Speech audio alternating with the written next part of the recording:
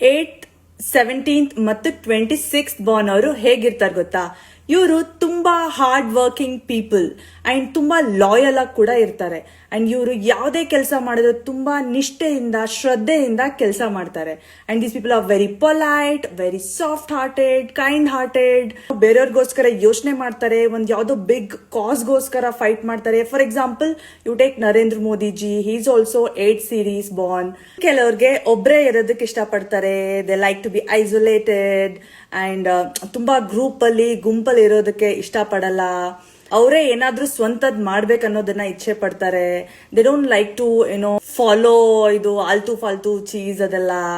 ತುಂಬಾ ನಿಷ್ಠಾವಂತರಾಗಿರ್ತಾರೆ ಇವರು. ಕೆಲವ್ರಿಗೆ ಏನ್ ಅನ್ಸುತ್ತಂದ್ರೆ, ಏನೋ ಇದು ನೆಗೆಟಿವ್ ನಂಬರ್, ನನ್ನ ಲೈಫ್ ಯಾಕೆ ಈ ತರ ಸ್ಯಾಡ್ ಆಗಿದೆ, ಎಮೋಷನಲ್ ಆಗಿದೆ ಅಂತ ಅನ್ಕೊಳ್ತಾರೆ. But this is not at all a negative number. This is a very powerful number.